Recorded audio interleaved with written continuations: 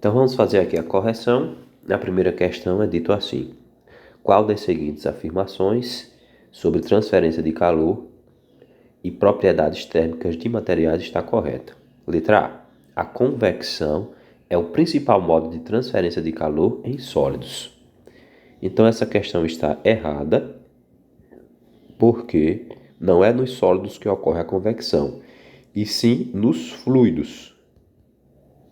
Lembrando que fluidos são líquidos e gases. Então, está incorreto. Letra B. A transferência de calor latente envolve uma mudança na temperatura sem mudança do estado físico. É o contrário. Essa transferência de calor que está descrita aqui, ela seria sensível. Se há mudança na temperatura, tem que ser calor sensível. O latente só muda o estado físico. Letra C. Materiais com alta condutividade térmica são considerados bons isolantes térmicos. Então esse está errado e esse está errado também, porque alta condutividade significa que o material conduz bem calor. Então, na verdade, eles são considerados bons condutores e não isolantes. Então, se substituirmos a palavra condutores, estaria correto. Letra D. O calor do Sol que atinge a Terra é transferido principalmente por irradiação. Exatamente. Os raios solares atravessam o espaço sem precisar de um meio material, ou seja, pelas ondas eletromagnéticas, e atingem o nosso planeta aquecendo, sem precisar, ou seja, de um contato direto entre Sol e Terra. Então, irradiação está correto. Resposta correta, letra D. 2. Qual princípio físico explica a eficácia de um bom isolante térmico em manter a temperatura de um objeto, seja ele quente ou frio? Letra A. Um bom isolante térmico minimiza a transferência de calor por condução, convecção e radiação entre objeto e ambiente. Aqui está correto. Então essa é a resposta. Então, ou seja, o isolante térmico ele vai evitar o máximo possível as trocas de calor de qualquer maneira que nós imaginarmos. Condução, convecção e radiação.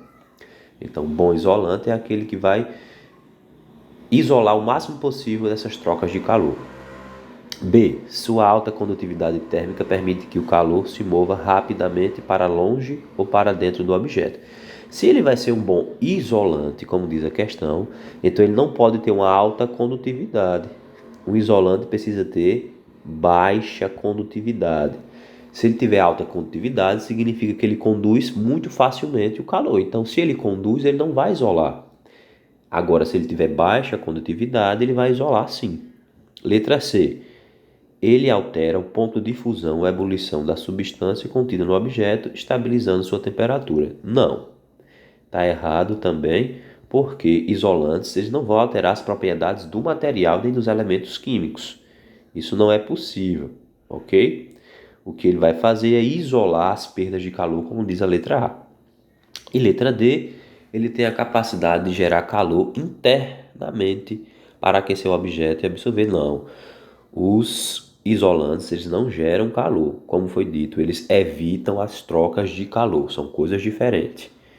Então ele não vai gerar calor para manter o objeto aquecido, ele vai fazer com que o calor que já existe ali naquele ambiente, no objeto, permaneça ali e não saia para o meio externo. Terceira questão. No fato de assarmos milho numa fogueira, encontramos 3 processos de propagação de calor, que são condução, convecção e irradiação. Onde está cada um deles nessa situação? Então, gente, condução vai envolver principalmente objetos no estado sólido, ok? Então, no estado sólido nós temos várias coisas aqui, mas eu vou, em primeiro lugar, falar da madeira aqui. A madeira ela é um isolante, para a maioria dos casos. Mas para o fogo, que é tão forte, ela pode se tornar um condutor. Não é à toa que a madeira queima. Então, como é o estado sólido, vai havendo aí uma distribuição desse calor de partícula por partícula. Então, o queimar da madeira aqui pode ser condução nesse caso, já que a quantidade de calor é muito alta para que ela possa de fato conduzir. E outra situação aqui bem simples seria o fato das pessoas assarem o milho. Então aqui, ó, nós podemos perceber que nós temos um espeto de madeira ou um espeto de metal. O espeto de metal ele é bom condutor. Então, quando a pessoa colocar o milho no fogo, o calor vai ser transferido de partícula a partícula do milho através aqui do cabo e vai chegar na mão da pessoa. Então, o ideal é que nesse cabinho aqui seja feito de algum material isolante, como plástico, preparado para isso, ou de madeira. Como não dá para a gente ver, a gente não sabe do que é feito a pontinha aqui, ok? Mas seria outra situação que envolve condução. Convecção precisa estar ligada aos fluidos. Lembrando que fluidos são sólidos e, líquidos e gases. Então, onde é que tem fluidos aqui?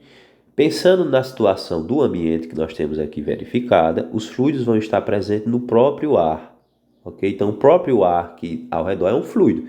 Então, o ar quente que é aquecido tende a subir e o ar frio que está mais acima tende a descer. Lembrando que a convecção se dá por trocas de fluido. O fluido quente sobe, o fluido frio desce.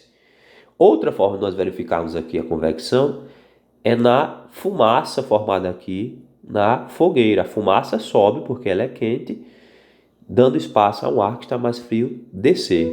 Então a fumaça sobe por ficar menos densa, devido também ao processo de convecção. E a irradiação é aquele caso que eu considero mais simples de todos. A irradiação não pode haver toque direto. Então, onde é que não há um toque direto e as pessoas sentem calor? Logicamente, cada pessoa que está aqui, ela está próxima à fogueira. Quem já ficou perto de uma fogueira, de uma chama de vela, de uma chama de fogão, sabe que o calor irradiado não precisa... Você não precisa tocar na fogueira para sentir esse calor. O calor chega mesmo sem você tocar, porque eles são irradiados por ondas eletromagnéticas. Então aqui as pessoas, outros objetos ao redor que estejam sendo aquecidos sem contato direto, é considerado o caso de irradiação. E na nossa última questão, nós temos assim. No laboratório são disponibilizados 400 gramas de cobre. Então vamos lá, ó, 400 gramas de cobre a 30 graus Celsius no estado sólido e 2 quilos de ferro no estado líquido. Abaixo segue uma tabela com os valores de seus calores específicos e latentes. Então nós temos aqui, ó, calor específico, calor latente de fusão, ou seja, de derretimento, e calor latente de vaporização, ou seja, transformar em vapor. Então nós temos aqui os valores do calor específico, valores do calor latente e do calor de vaporização para o ferro e para o cobre. Aí a questão continua, deseja-se aquecer o cobre até 100 graus Celsius sem mudar seu estado físico. Então observe, nós vamos esquentá-lo até ele chegar em 100 graus Celsius, mas não vamos, sem mudar o seu estado físico. Ao mesmo tempo, pretende-se vaporizar o ferro, ou seja, transformar o ferro líquido em gás, em vapor, respectivamente, ou seja, nessa mesma ordem, quais as quantidades de calor necessárias para isso. Então nós temos que fazer aqui dois cálculos, porque nós temos duas situações diferentes. Uma para o ferro e outra para o cobre. Vamos começar aqui, já que ele diz respectivamente, começar com o cobre, ok? Então a gente primeiro precisa notar que no caso do cobre, ele vai apenas aumentar a temperatura de 30 para 100 sem mudar seu estado físico. Então vamos pegar os dados. Os dados para o cobre. Então o primeiro dado para o cobre que nós temos aqui é a sua massa, que é de 400 gramas. Então a massa do cobre igual a 400 gramas. Em seguida, nós temos a sua temperatura inicial, que é 30 graus Celsius, e aqui no restante do texto nós temos a temperatura final. Então, a temperatura inicial é igual a 30 graus Celsius e a temperatura final é igual a 100 graus Celsius. Então, daqui já dá para a gente saber qual é a variação de temperatura que nós chamamos de ΔT. Sem precisar fazer cálculo, só eu pensar. Se a temperatura inicial era 30 e ele chegou em 100, aumentou quanto? A resposta é 70. Então, a variação é o quanto aumentou ou o quanto diminuiu. Nesse caso, aumentou 70 graus Celsius. Para resolvermos o cobre, falta só achar o seu calor específico. Por que calor específico e não os outros? Porque o único ligado à mudança de temperatura é o calor específico. Os outros não envolvem mudança de temperatura. E o calor sensível dele é este daqui, ó. Então, o calor específico é 0,094 calorias por grau Celsius. Então, substituindo na fórmula, vamos colocar QC, a quantidade de calor do cobre, é igual a M vezes C vezes ΔT. Continuando, então esse calor será 400, que é o valor da massa. Nós vamos ter também o calor específico, que é 0,094. E nós vamos ter a variação de temperatura, que é 70. Ok? Então aqui é só multiplicar. Vamos multiplicar da seguinte maneira. Vou deixar esses zeros de lado, porque eles vêm depois do número, para a gente acrescentar no final. E vamos multiplicar primeiro 4 vezes 7. 4 vezes 7 nós temos 28. E agora vou multiplicar por esse valor aqui central. Lembrando que aqui é a multiplicação, a ordem dos fatores não vai alterar o produto e você vai escolher a ordem que você quiser para multiplicar, contanto que multiplique os três valores que estão aqui. Então, esse daqui é 0,094. Então, vamos lá. 4 vezes 8, 32, vai 3. 8 vezes 9, 72, mais 3, 75. 8 vezes 0, 0, mais 7, 7. 8 vezes 0, 0. Agora por 2.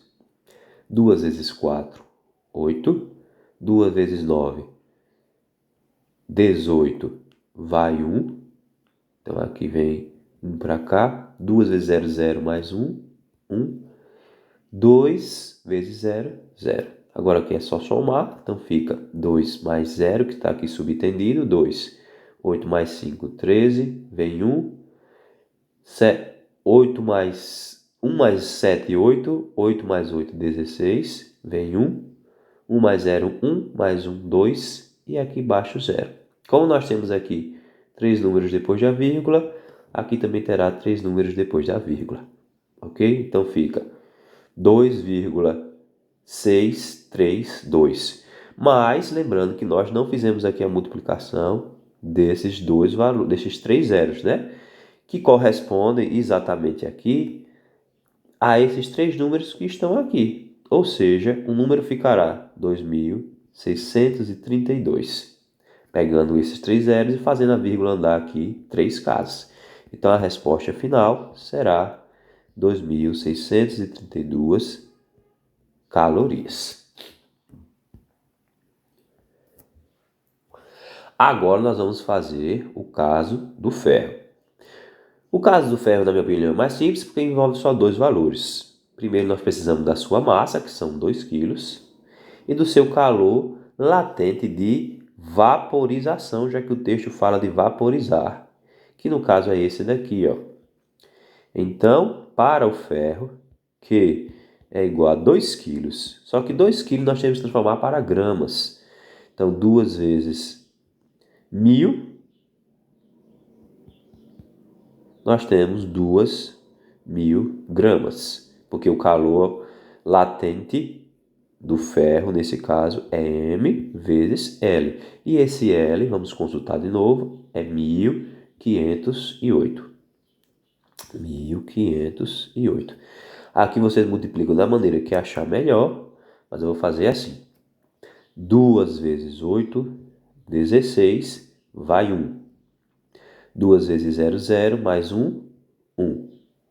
2 vezes 5, 10, vai 1 também.